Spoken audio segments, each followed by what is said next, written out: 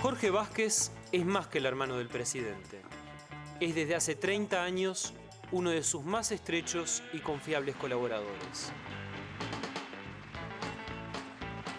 Fue militante sindical e integrante de la guerrilla Organización Popular Revolucionaria 33 Orientales, preso político durante 12 años y encargado de la seguridad durante las sucesivas campañas electorales que postularon a su hermano a la presidencia. Experto en administración y en enfermería, Jorge Vázquez acompañó a los 3 gobiernos del Frente Amplio desde puestos relevantes.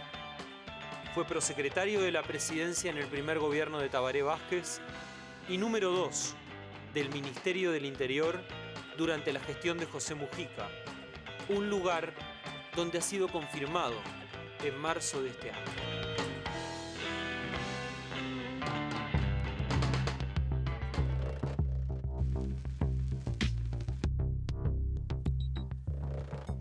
Viceministro del Interior, Jorge Vázquez, gracias por acompañarnos en Primera Vuelta. Gracias a ti. ¿Qué queda en usted de los años 60, cuando integraba la Organización Popular Revolucionaria 33 Orientales, que era de corte anarquista? ¿Qué queda en usted de aquellos años? Y yo creo que queda bastante más lo que he vivido de aquel entonces hasta ahora, ¿no? Para mí fue una experiencia muy interesante, fue muy buena. Reivindico una cantidad de cosas que viví en mi pasado. Considero que todo lo que hice, lo hice siempre de buena fe. Considero que puedo haberme equivocado, pero me he equivocado en mi buena fe y no en malas intenciones. Reivindico los valores morales, reivindico los valores de solidaridad, de compañerismo, reivindico los valores de confianza en la gente, reivindico los valores de clase social. Reivindico eso y sigo reivindicando una cantidad de cosas más que he hecho en mi vida junto con otra serie de compañeros militantes, que algunos están y otros, otros no están. ¿Y cuál era su participación? ¿Usted llegó a participar en algunos, digamos, acciones armadas, por decirlo así? Bueno, acciones armadas, no, la Organización Popular Revolucionaria no era una organización que se caracterizara por acciones armadas, ¿no? En realidad era una organización que tenía, sí, un grupo, yo diría, reducido de gente que estaba vinculado a algún accionar armado, pero nosotros lo llamamos otra pata, que era la política, que reivindicaba mucho la actividad sindical y a nivel obrero y a nivel estudiantil, la resistencia obrera estudiantil. Pero desde el punto de vista de organización armada no era una organización muy importante. Quizás las cosas que más se recuerden de aquella época fue el tema de la bandera de los 33 Orientales, acción en la cual yo no participé, pero fue la organización que yo integraba, y que fue una especie como de grito de libertad, ¿no? Es decir, bueno, esta bandera volverá a las manos del pueblo, estará en las manos del pueblo hasta que haya un gobierno que realmente reivindique los valores populares. Y la otra opción importante que se recuerda hasta ahora es el secuestro de un industrial, pero que fue vinculado más que nada a una acción de carácter sindical, ¿no? Recordemos que en aquel entonces la represión sindical era muy importante. Porque a veces cuando las cosas salen de contexto pierden su real dimensión. Recordemos la década del 60, la década del 70, cuando había persecuciones gremiales. Recordemos cuando a los dirigentes sindicales se los perseguía, se los encarcelaba. Recordemos cuando baleaban a las movilizaciones populares. Recordemos cuando las mujeres que eran dirigentes sindicales aparecían con cruces esvásticas grabadas a punta de cuchillo en las piernas.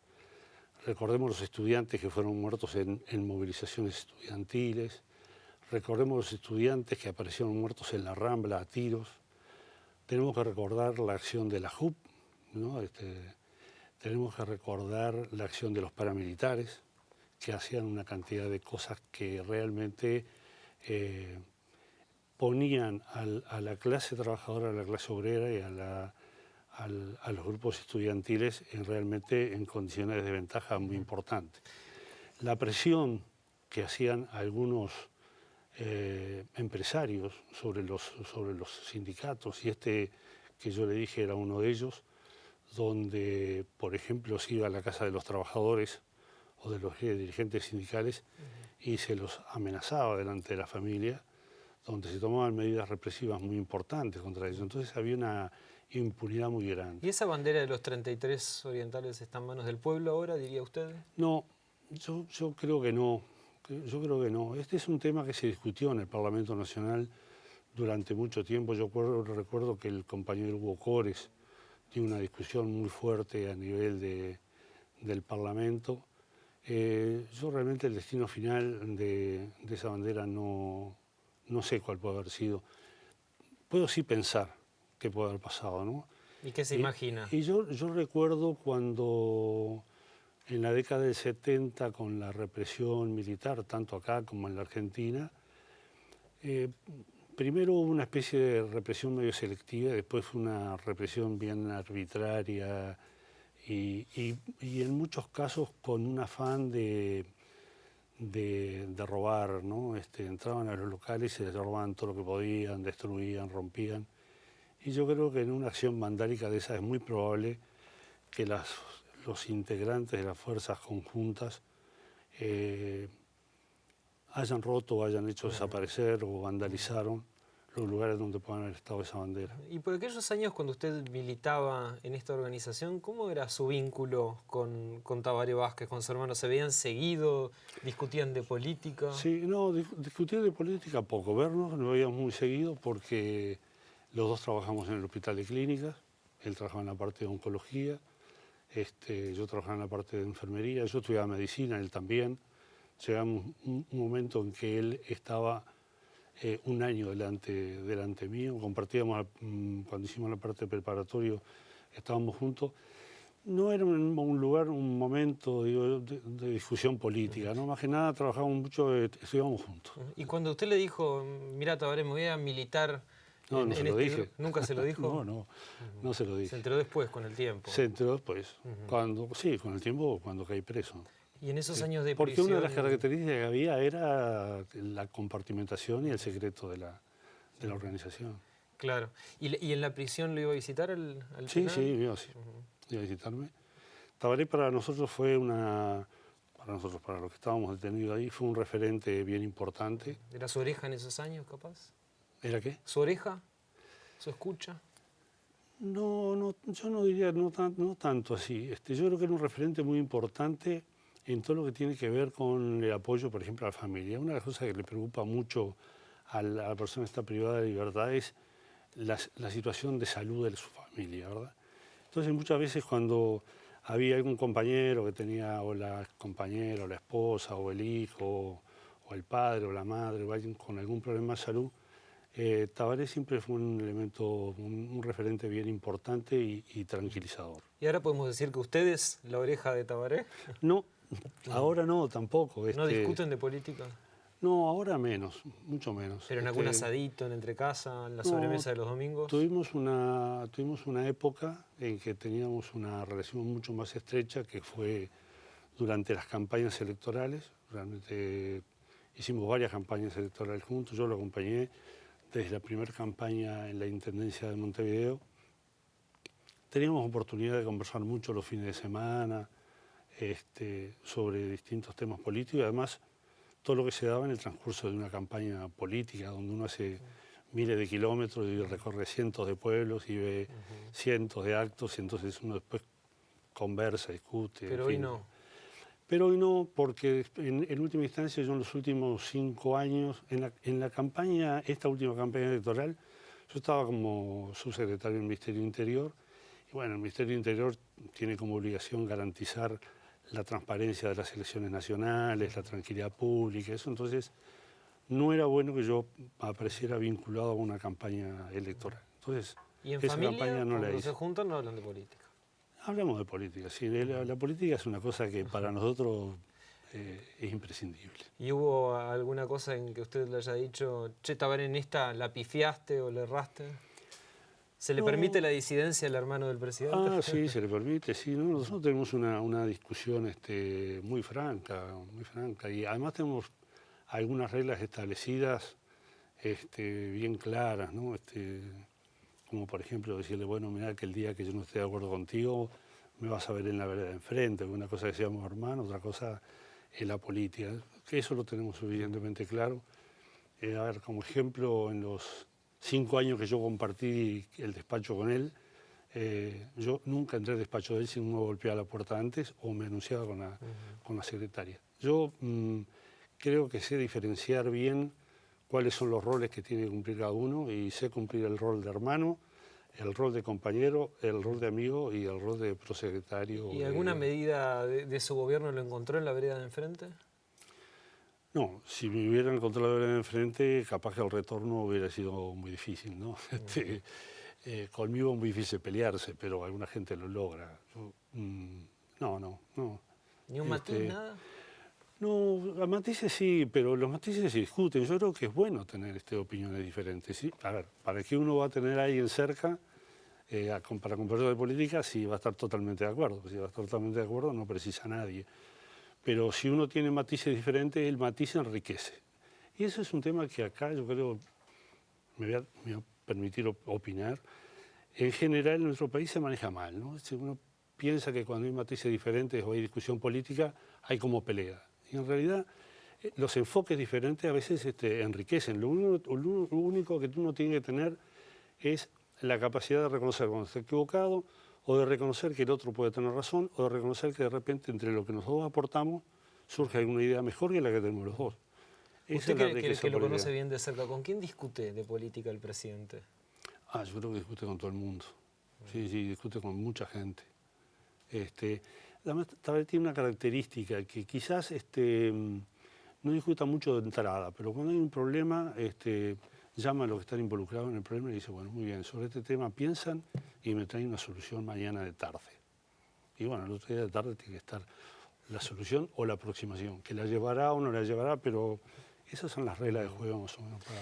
Durante mucho tiempo se asoció el Partido de la Victoria del Pueblo como una especie de continuador político del OPR 33.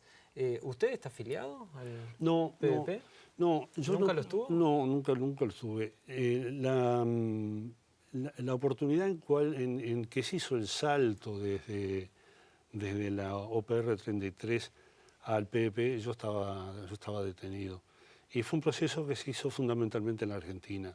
Yo creo que fue un proceso de una profunda discusión política que fue de alguna manera una continuación de una discusión política que ya teníamos establecida antes en la UPR 33, cuando, como usted decía, es una organización de origen anarquista, pero no tan anarquista.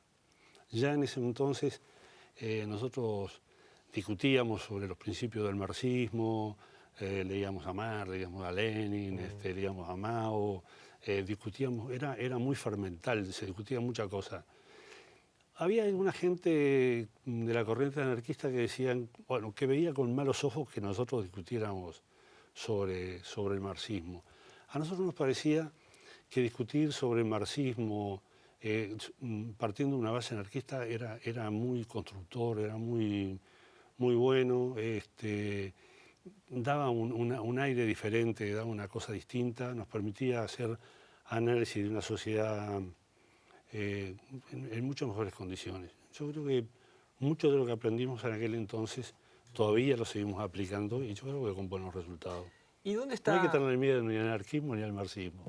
Son pensamientos. O sea que hay algo todavía del anarquismo en usted. Sí, sin duda. ¿Usted se define como anarquista? Lo que pasa es que definirse como anarquista, hay tantas corrientes anarquistas que uno dice, bueno... Pero digamos en el tronco, en la esencia, en el ADN. Sí, soy anarquista. ¿Dónde está parado hoy usted dentro del Frente Amplio? ¿Sigue siendo un independiente Sigo o tiene siendo alguna preferencia independiente. sectorial? No, sigo siendo independiente. Y que tiene sus ventajas y tiene sus contras. ¿Sí? Primero tiene la ventaja de que en la medida que no tengo que rendirle cuenta de ninguna fracción política en particular, puedo manejarme con la autonomía necesaria como para estar en el gobierno sin tener una dependencia tan estricta de la fuerza política. Nadie lo tironea. No me tironea a nadie. Además me permite ser un poco insolente, ¿no? Es decir, si no estoy de acuerdo con nadie, le digo, mira, no estoy de acuerdo contigo y ya está. Tercero, me permite también tener una especie de barrera donde nadie viene a decirme, mira, que la organización nuestra quiere tal cosa, no.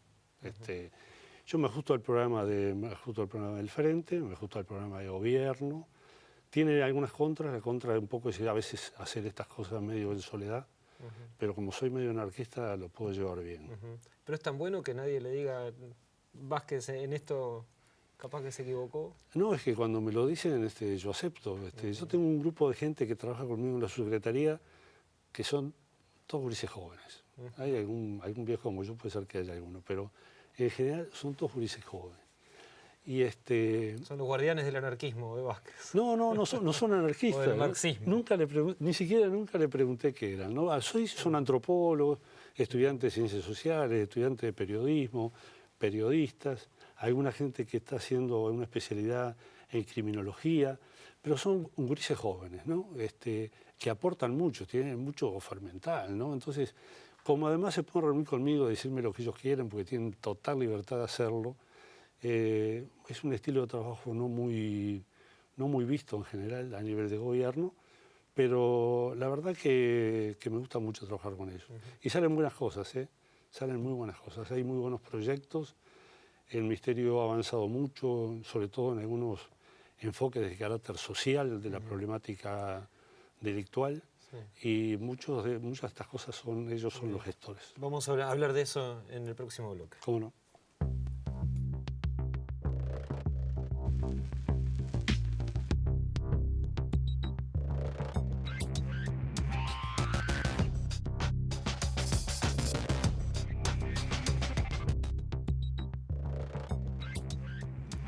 Hace pocos meses se instaló el gobierno. ¿A qué responden estos ruidos que hemos podido ver en estos primeros meses de gobierno en temas como la educación o la política internacional?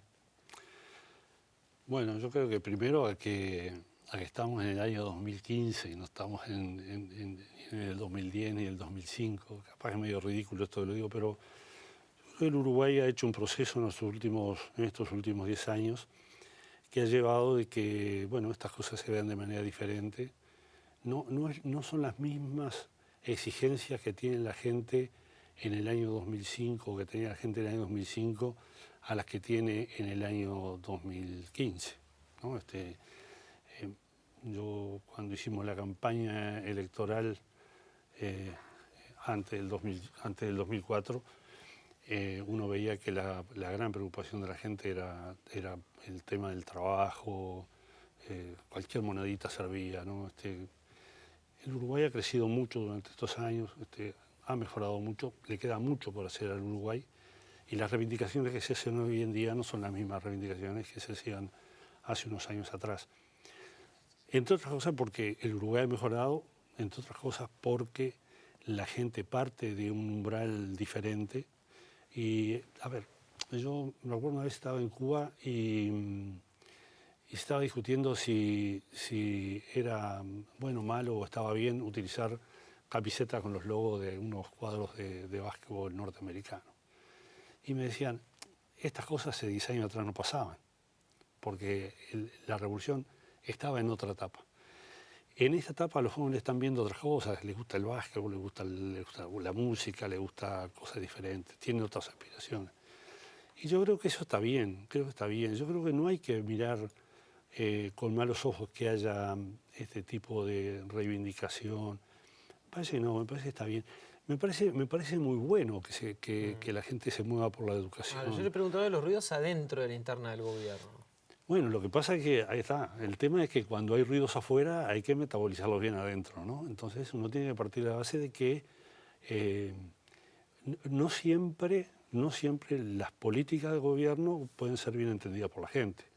Y no siempre las aspiraciones de la gente pueden ser contempladas desde el punto de vista del gobierno. Y muchas veces las políticas del gobierno contemplan las necesidades de la gente y la gente no se da cuenta que se la está contemplando. Por ejemplo, a mí me parece que es muy importante, a ver, yo digo, la mejor política para el país es la política de gobierno. La mejor política de drogas es la política de gobierno. La mejor política para la educación es la política de gobierno. La mejor política para la salud es la política de gobierno. ¿Por qué? Porque no hay ninguna política parcial que dé resultado para todos los problemas. O sea, el correcto enfoque de los problemas es cuando uno los enfoca desde el punto de vista holístico. Por ejemplo, desde el punto de vista de la seguridad. Si nosotros pensáramos en la seguridad solamente desde el punto de vista policial, fracasamos. Ahora, si las políticas de seguridad están encaradas desde el punto de vista policial, desde el punto de vista de la educación, desde el punto de vista de la salud, desde el punto de vista del trabajo, es muy probable que tengamos mejores resultados. Ahora, estas desavenencias de las que hablábamos al comienzo, ¿pueden estar explicando esta baja de la aprobación al gobierno, que ahora se encuentra en el entorno del 29%, 30%? Es que yo creo que es lógico que sea así. Porque además, cuando en Uruguay... Sin embargo, en los gobiernos anteriores era el 61 en el primer año, ¿no? Sí, claro, pero en el primer año cualquier monedita servía, ¿eh? Ahora ya no. Ahora las exigencias son diferentes. ¿Usted lo atribuye ya no sirve cualquier a esta monedita. nueva generación de reclamos, digamos? Yo lo atribuyo a que estamos en otra etapa de desarrollo donde los requisitos son mayores y que se va a necesitar más dinero para dar más respuestas a la gente. Está bien, digo, está bien. Ahora, ¿por qué esto genera ruido? Y porque la gente plantea este tipo de reivindicación requiere determinada cantidad de dinero y si uno lo mira separado, tanto dinero para este, bueno, no alcanza la plata del país. Ahora, hay una teoría del desarrollo desigual y combinado, ¿no? Que es aquello de ¿qué apoyo yo o qué refuerzo yo para que me arrastre otras cosas como efecto para también mejorar, ¿no? Es un ejemplo que se ve claramente en el área de la salud. Si yo fortalezco el primer nivel de atención, es muy probable que necesite menos hospitales y es muy probable que necesite menos CTI. Cuando en algún lugar dice por ahí, nos va muy bien porque hemos logrado duplicamos las camas CTI. Yo digo, pues ese es el fracaso de la salud, ¿no? Duplicamos el número de cárceles, ese es el fracaso de la sociedad. ¿Cómo medimos la eficiencia de la policía? ¿Por el número de presos? Bueno, entonces somos muy eficientes porque tenemos 10.000 presos en el país. Ahora, es vergonzoso que tengamos 10.000 presos en el país. Pero eso hay que entenderlo, ese enfoque global, ¿no? Ese encare global de los problemas, eso hay que entenderlo. Y el Uruguay no está acostumbrado a eso. Nosotros estamos acostumbrados a que economía por un lado, con los gobiernos anteriores, ¿no? Y no le cobro prenda a nadie. La economía iba por un lado, la salud iba por otro. No Ahora está bien, pero el gobierno, ¿qué va a hacer para adaptarse o acoplarse a esta nueva serie de demandas de la ciudadanía? Yo creo que el gobierno... No, pero el gobierno ya hizo lo que tenía que hacer. Primera cosa es presentar su proyecto quinquenal de presupuesto, que se está discutiendo, y estamos en el periodo de incertidumbre de ver qué es lo que pasa en el Parlamento, donde en este momento está en el Senado, y bueno, los senadores verán qué hacen con el presupuesto, pero vamos a llegar a fin de año con un presupuesto. Y con ese presupuesto vamos a tener que trabajar por lo menos 2 años, porque lo que plantea Economía es que, bueno, si la cosa sigue bien, podemos mejorar y tenemos las rendiciones de cuentas para mejorar, y si la cosa sigue más o menos igual como hasta ahora, por lo menos tenemos consolidado esto que tenemos ahora. Que haya ruido, y es lógico, todo el mundo quiere mejorar, todo el mundo quiere ganar más, pero bueno, todas las cosas tienen su límite. Ahora, también hay desconformidad, digamos, adentro de la fuerza política, ¿no? Porque la encuesta, por ejemplo, de Equipos Mori marca que el 47% de los frente amplistas desaprueba la gestión de gobierno. ¿Qué lectura hace de esto? ¿Vázquez ya no enamora tanto a los suyos? Es que es más difícil enamorar ahora. Es más difícil enamorar. Se necesita más química. Y yo creo que está bien. Volvemos a lo que estamos hablando al principio. Cuanto más discrepancias haya, cuanto más voces hayan pidiendo más cambios, eso está bueno. Ahora, para estar a la altura hay que ensayar algo distinto, entonces, ante una situación distinta en cuanto a los números, en cuanto a las encuestas. Sí, bueno, mire, la verdad que yo no sé si lo que importa tanto es la encuesta o lo que importa tanto son las posibilidades reales que tiene un gobierno para satisfacer las necesidades de la gente, ¿no? El guiarse por las encuestas es medio como cobrar al grito, ¿no? todo el mundo grita penal, el juez cobra penal y de repente no lo fue. Se arma un lío de novela, ¿no? Yo creo que lo que importa realmente es tener un plan de gobierno, ajustarse a él. Yo creo que el gobierno se está ajustando a lo que el Frente Amplio propuso para las elecciones nacionales, y es lo que debe hacer. Si puede hacer más, mejor, pero por lo menos lo que se comprometió a hacerlo lo tiene que hacer. Usted estuvo en los 3 gobiernos del Frente Amplio. ¿Qué diferencias palpables ve entre la gestión anterior de José Mujica y esta segunda administración de Tabaré Vázquez? Bueno, todavía no muchas, porque la verdad que llevamos de este nuevo gobierno, llevamos unos pocos meses y hay una especie como de stand-by con la ley de presupuesto. Yo estoy deseando realmente que se apruebe el presupuesto para empezar a trabajar de firme sobre los cambios. Ahora vamos al presupuesto. Okay. Pero en cuanto a Mujica y Vázquez, ¿qué diferencias ve entre ambos? Ha dicho que Vázquez es más protocolar, que eso en cuanto a la gestualidad, pero que también hay otras señas de identidad distintas. Yo creo que se hace mucho hincapié en las diferencias entre Tabaré y el PP. Y son distintos, son distintos. Nadie se puede imaginar a Tabaré en las zapatillas del PP, ni nadie se puede imaginar al PP con las corbatas de Tabaré. Es así. Lo que importa es que con Tabaré o con el PP, el Frente Amplio logró hacer 2 buenos gobiernos en este país. 2 buenos gobiernos como este país no lo tenía desde la década del 50, ¿no? Entonces, eso es lo importante. Ahora, ¿qué es lo importante? ¿Las desavenencias o las diferencias entre Mujica y Tabaré? ¿O lo que importa es un equipo de gobierno que sea capaz de generar cambios y promover cosas y que hoy el Uruguay esté donde está y bastante diferente a lo que estábamos hace unos años atrás? Porque hay una serie de cosas que realmente son intangibles, ¿no? Y le voy a poner un ejemplo. Todo el mundo dice, porque se habló de la reforma del Estado, ¿no? Y la reforma del Estado no se ve. Yo digo, pero el que piense que alguien va a escribir un libro grande así que diga Reforma del Estado, capítulo 1, no sabe lo que es el Estado.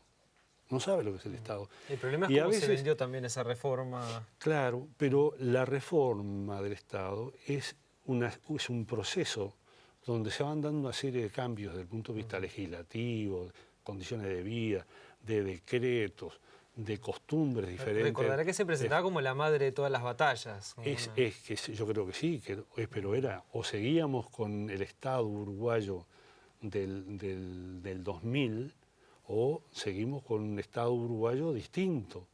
Y el Estado no es el gobierno. El Estado es otra cosa. El Estado es la manera como se manifiesta en un país determinado las instituciones. Y yo creo que hoy en día las instituciones se presentan en este país de una manera totalmente diferente. Tenemos hoy, el Estado que tenemos hoy, ¿es el Estado ideal para un proyecto de izquierda? No, yo creo que nunca va a haber un Estado ideal para un proyecto de izquierda. Porque el Estado ideal para un proyecto de izquierda es el Estado al cual se va a querer llegar. Bueno, o el que se acerca más, digamos. No, tampoco es el que se acerca más. Yo creo que hay que utilizar las instituciones. Está el tema de las instituciones y de las prácticas sociales, ¿no? Yo creo que hay que utilizar las instituciones para generar prácticas sociales diferentes y generar cambios. Si uno no cambia las instituciones, si uno no genera prácticas sociales, ¿no?, relaciones sociales diferentes, no se van a generar cambios. Entonces, si uno dice, ¿este es el Estado ideal? No, no es el Estado ideal, es el que tenemos. En este Estado, o como se manifiesta este Estado en el Uruguay, ¿se pueden realizar cambios? Se pueden realizar cambios. ¿Se pueden realizar cambios estructurales? Se pueden realizar cambios. ¿Se puede hacer el cambio, la reforma del Estado? Se está haciendo la reforma del Estado. Quizás no lo percibamos, pero el Uruguay de hoy, el Estado de hoy, el Estado democrático del Uruguay de hoy, es bastante diferente al de hace unos años atrás. Entre algunos cortocircuitos que se dieron en estos meses, hubo uno que llamó mucho la atención, fue el del ministro de Defensa, Eleuterio Fernández Huidobro, que dijo que las organizaciones de derechos humanos eran intoxicantes y mentirosas. ¿Qué opinión le generan dichos comentarios? No voy a opinar sobre lo que diga el ñato, porque es un compañero muy querido, yo lo aprecio mucho. Tengo profundas discrepancias. ¿Se le fue la mano, la lengua?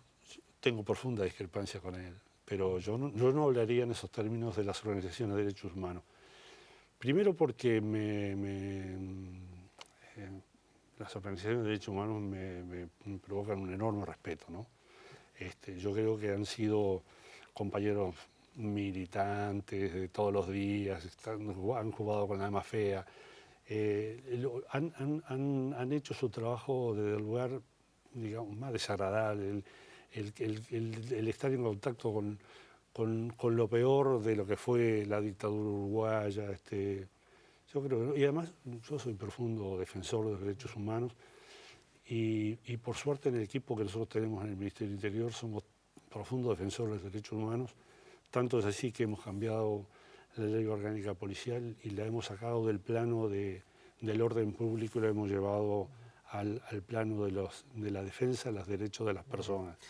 Y terminamos de aprobar un código de ética policial que va a ser ejemplo de las policías de Latinoamérica, que está basado fundamentalmente en una acción policial respetuosa de los derechos humanos y defensora de los derechos de los ciudadanos. Siendo los temas de la seguridad puntualmente, ¿se ha tomado alguna prevención ante la eventualidad de que se produzca alguna acción del Estado Islámico en Uruguay a raíz de las declaraciones del canciller Rodolfo Ninová acerca de que es preciso combatir desde una coalición de países a grupos terroristas como este?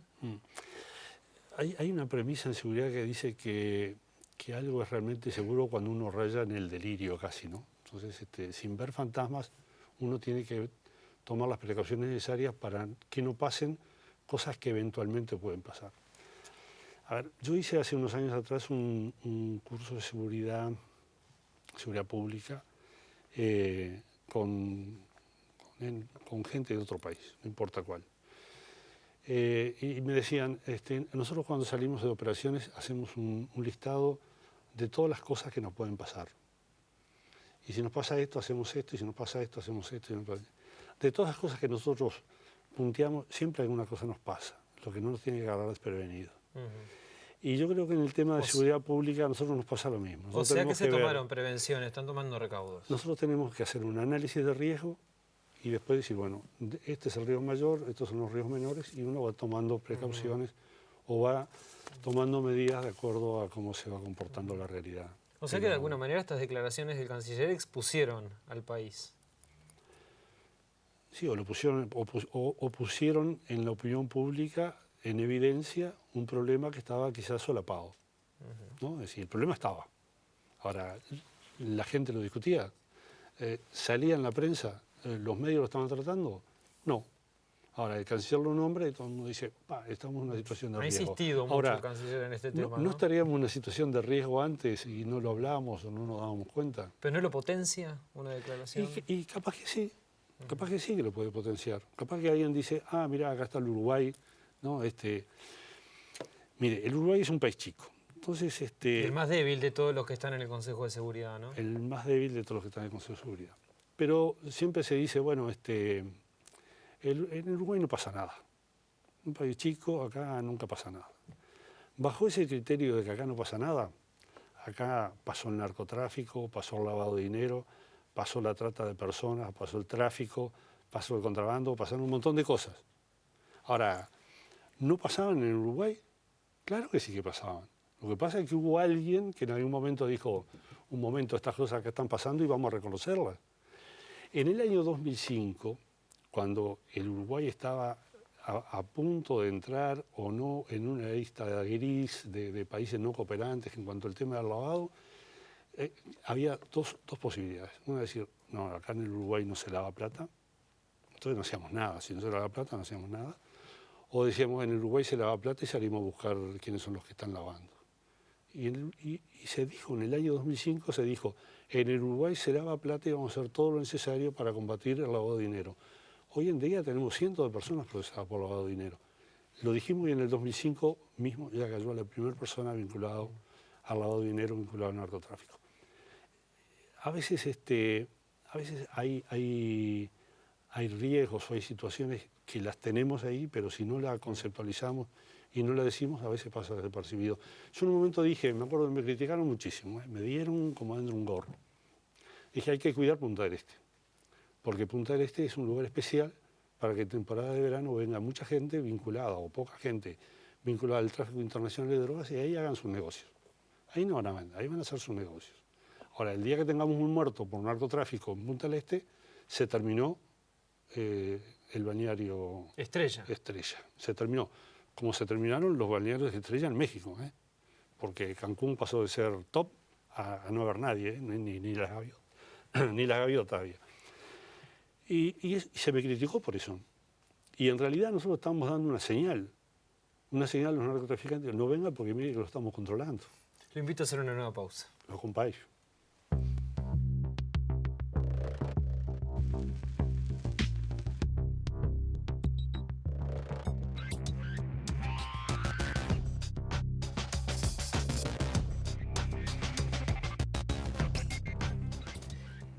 El presidente Tabaré Vázquez siempre dijo que iba a ser duro con la delincuencia, pero mucho más duro aún con las causas de la delincuencia.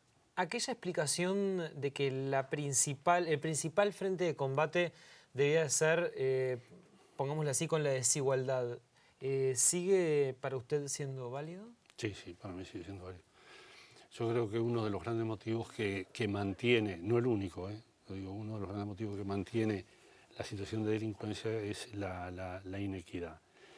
Y lo otro es la inequidad en un país que ha crecido mucho y donde sobre todo hay gente que ha hecho mucho dinero y otra gente que no ha podido hacer dinero, le cuesta sobrevivir.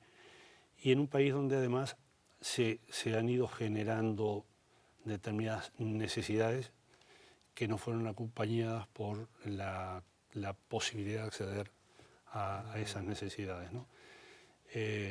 Entonces, bueno, hay mucha parte de la delincuencia que está vinculado con eso, de que, bueno, hay que acceder a determinado tipo de cosas y no tienen las posibilidades, entonces se recurre al delito. Hoy en día ya no se roba tanto para comer, ¿no? Uno lamentablemente ve que hay gente que roba para poder llegar a adquirir determinado tipo de bienes, ¿no? Se le pregunto porque esta concepción ha sido criticada desde la izquierda, ¿no? Por ejemplo, la ex ministra del Interior, Daisy Tourné, hablaba del discurso ganso de la izquierda sobre la seguridad y el propio Bonomi hablaba de que esta es una concepción completamente inocente e inadecuada, ¿no? Sí, porque yo creo que en realidad era incompleta, ¿no? Si partíamos de la premisa de que el día que los pobres dejaran de ser pobres no iba a haber más delito, estábamos totalmente equivocados. Yo creo que desde el momento que existe la propiedad, mientras exista la propiedad va a existir el delito, va a existir el robo, ¿no? Eso conceptualmente es así. Ahora, a nosotros nos llama la atención de que hoy en día, por ejemplo, están surgiendo nuevos delincuentes que son de clase media.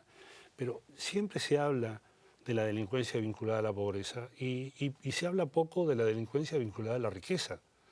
Porque los que realmente pueden hoy en día sostener una organización delictiva internacional o con niveles de organización importantes o vinculado al tráfico de drogas, donde hay que tener canales de comunicaciones y se invierte mucho. No, esa gente que tiene mucho dinero, los que lavan mucha cantidad de dinero es gente con buen nivel económico en general y han tenido buenos niveles de educación.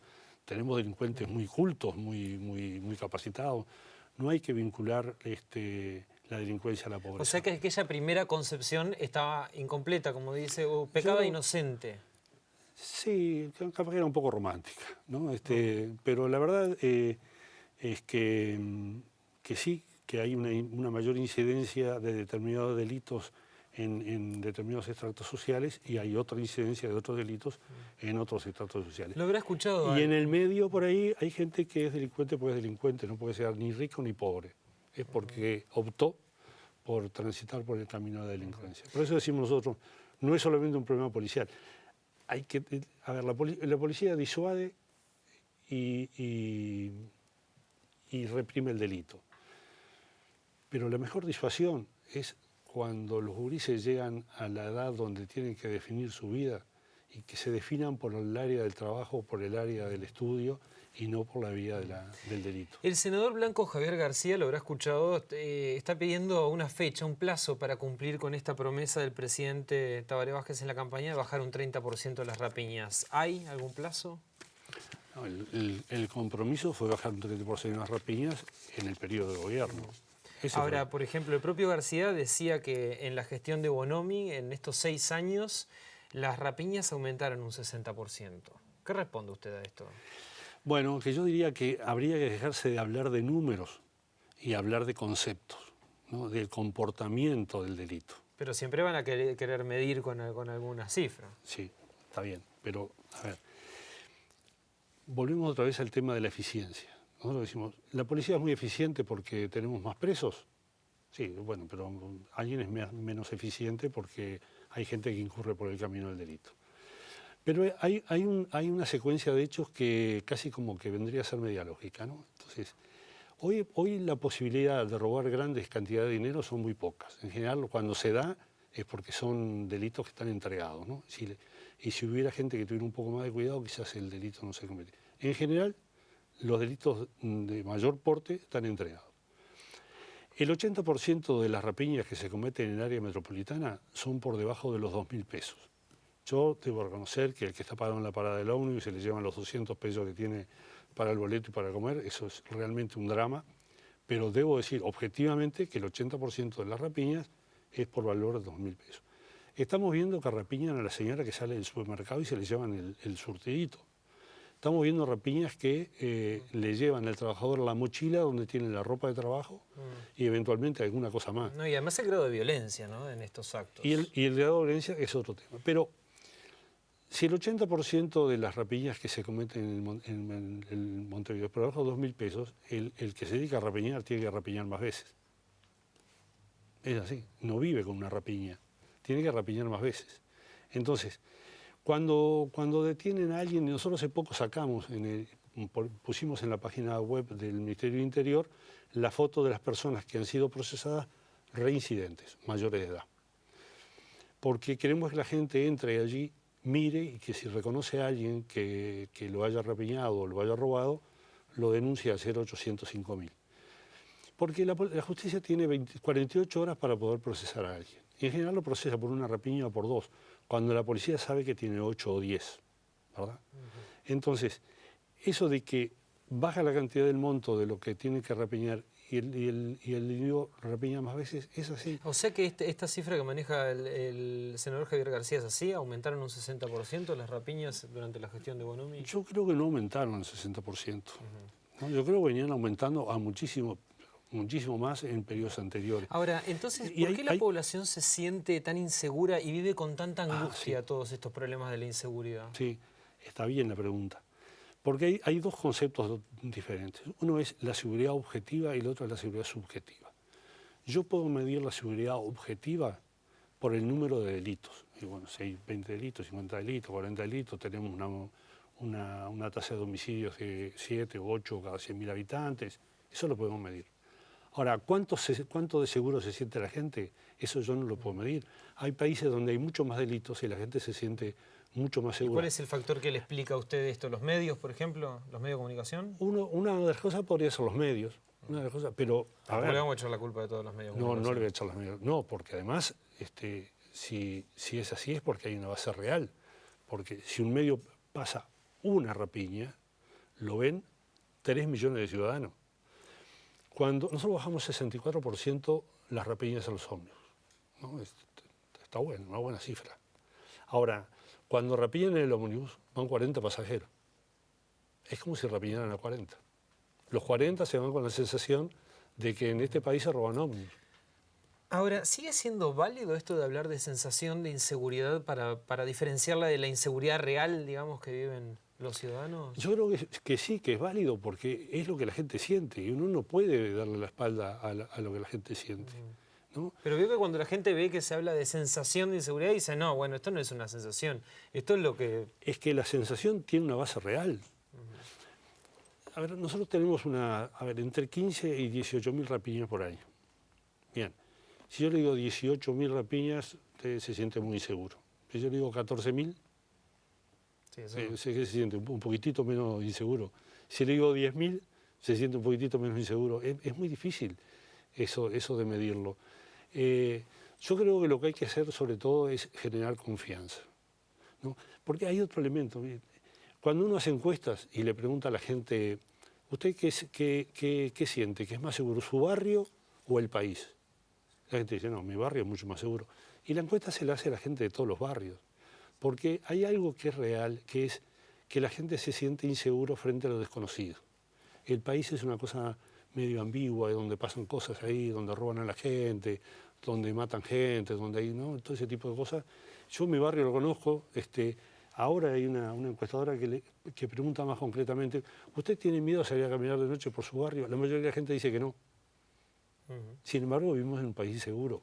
En una charla que yo di a un grupo de empresarios, yo en realidad no los voy a convencer nunca de que estamos en un país seguro. Yo voy a contarles lo que estamos haciendo. Estará mal y irregular, pero es lo que estamos haciendo. Entonces, al final de la charla me dice una persona, me dice, bueno, pero entonces dígame cuánto de inseguro es el Uruguay. Yo le digo, pero Uruguay es tan inseguro como usted lo sienta. Tan inseguro como usted lo sienta. Porque en el tema de la seguridad suceden muchas cosas. Ahora, si hace tanto se habla de que uno de los mayores problemas para la seguridad del Uruguay es la tenencia de armas, ¿no? Este tema de que las armas de fuego en manos de particulares es uno de los factores explicativos de los niveles de violencia. Si el 62% de los homicidios en el 2014 se cometió con un arma de fuego, ¿no será el momento de promover un desarme masivo de la sociedad uruguaya? Yo creo que sí.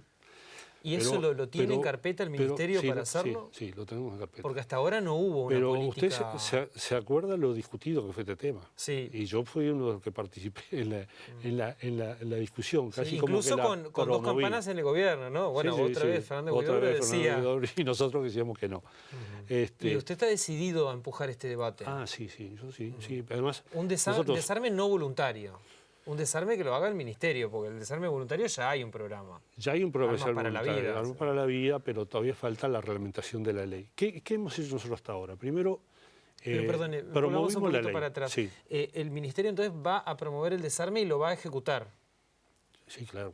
La policía. Es más, le voy a decir que la UNASUR va a definir un día a nivel de UNASUR para promover el desarme. Se da el desarme voluntario. Pero eso es simbólico, digamos, más bien. Es simbólico, pero bueno, de las cosas simbólicas también vive el hombre. Pero yo estoy preguntando por algo, digamos, la ejecución de un programa... Nosotros estamos esperando. Que no sea voluntario. Ahí está. Nosotros, bueno, obligatoriamente no podemos, ¿no? ¿No? No, obligatoriamente no podemos. Si se aprobara una ley, sí. Sí, pero lo que nos costó sacar la ley de armas, de tráfico ilícito de armas, no fue fácil. ¿Y qué pasa? ¿Son los legisladores que tienen algún interés y no la votan? ¿O qué? No, lo que pasa es que hay muchos intereses en el medio. Primero, se genera la sensación de inseguridad sobre base real, pero además acá hay gente que vende alarmas, vende perros, vende alambrados, vende sirenas, vende cosas. Y hay gente que vende armas. Hay gente es muy barato y muy fácil conseguir un arma en Uruguay. Nosotros estamos poniendo trabas. Ahora vamos a poner, con la ley de armas, la cosa va a cambiar. En un país donde además históricamente se ha armado. En Uruguay históricamente hay gente que tiene armas de la época de los abuelos, ¿no? En el interior del país ni que hablar. Que esas son armas que también queremos legalizar. Entonces, si nosotros con esta ley de armas aprobada nos queda por aprobar la reglamentación, que nos tenemos que poner de acuerdo con Defensa, con los vendedores de armas, con los que salen a practicar tiros, con los cazadores, hay un montón de gente con la cual nos tenemos que poner de acuerdo. Es muy difícil ponerse de acuerdo con todo el mundo, ¿verdad? Hay presiones. Hay presiones, de la industria armamentística. Pero ni que hablar, que sí. Pero nosotros lo que queremos hacer es, más que nada, apuntar a la tenencia responsable de armas. Entonces, van a cambiar las condiciones para poder comprar un arma, van a cambiar las condiciones, vamos a tener más exigencias y vamos a hacer una trazabilidad del arma. O sea, vamos a poder tener de cada arma que se venda legalmente en Uruguay o que esté registrada legalmente en Uruguay, una trazabilidad balística. Con lo cual, si mañana nosotros accedemos frente a un delito a una cápsula o una punta de bala, podemos saber de qué si está registrada, podemos saber de qué arma parte. Pero además va a ser ilegal tener armas no registradas, cosa que hoy en día no pasa.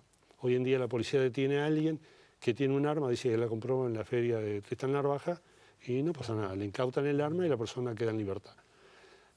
con esta ley de armas, si usted no está autorizado a portar armas y para portar armas se le van a exigir determinado tipo de cosas, a usted aparece un arma, la justicia lo puede procesar. Quizá por su pasaje por la Prosecretaría de la Presidencia, donde ganó fama de duro, quizá por su lucha contra el narcotráfico, desde allí, aunque tengo entendido que el apodo del perro viene de mucho antes, de los inicios del penal de libertad, le quería preguntar, ¿usted está convencido realmente de la regulación de la marihuana y de la venta por parte del Estado de este producto en farmacias? Bueno, es decir, después que uno tiene el nene, hay que darle la mema y cuando es más grande hay que mandarlo a la escuela. Yo no estaba de acuerdo con la regulación de la marihuana. Por muchísimos motivos no estaba de acuerdo. Pero yo soy muy disciplinado, ¿no? Yo dije, yo no estoy de acuerdo, pero tampoco voy a apedrear el rancho de mi gobierno. Usted es anarquista, pero acata. Así es, soy anarquista, pero yo acato. Muy bien. Mi fuerza política decidió discutir esto y bueno, yo quedé en minoría. Y en minoría acato. Ahora está aprobada la ley. En mi país se aprobó una ley. Y yo tengo la obligación de hacer todo lo posible para que esa ley sea exitosa. ¿Le consta que el presidente tenía los mismos reparos que usted? Pero por supuesto, me consta, sí. Tampoco estaba de acuerdo con legalizar la marihuana. Pero ahora que está aprobado por ley, la obligación de todos nosotros es de que esto lleve al mejor puerto posible. Y hemos hecho una cantidad de cosas. Por ejemplo, en el Ministerio del Interior se ha hecho una normativa para que la policía, que hasta ahora ha tenido un contacto con la droga como un problema, como un delito, empiece a tener un contacto con este problema, con la regulación y la venta de marihuana como una cosa legal. Es decir, ahora ya la policía no puede entrar a una casa, llevarse todas las plantas, destruirlas. No, tiene que incluso cuidarlas hasta que el juez determine si el propietario de esas plantas está legalmente establecido, etcétera, etcétera. Ahora la policía es defensora de los derechos de los ciudadanos. Y los ciudadanos tienen derecho ahora, porque está regulada la ley de marihuana. Y nosotros, y en particular yo, voy a hacer todo lo posible para que eso llegue a buen puerto, para que eso funcione bien. ¿Es cierto que su vida estuvo en riesgo por grupos vinculados al narcotráfico? ¿En algún momento o algún...? Bueno, pero yo no era el único que estaba enroscado en este tema de combate al narcotráfico. Usted estaba amenazado, ¿no? En el año 2005, nuestro gobierno definió el combate frontal al narcotráfico y al lavado de dinero. Lo definió así. De ahí en adelante, todos los que estamos en el gobierno estamos comprometidos con el combate frontal con el narcotráfico y el lavado de dinero. Algunos más, algunos menos, algunos estarán más a la vista, otros menos a la vista, unos más visibles, otros menos visibles, pero estamos todos comprometidos con ese tema. Entonces estuvo amenazado. Digamos. Varios.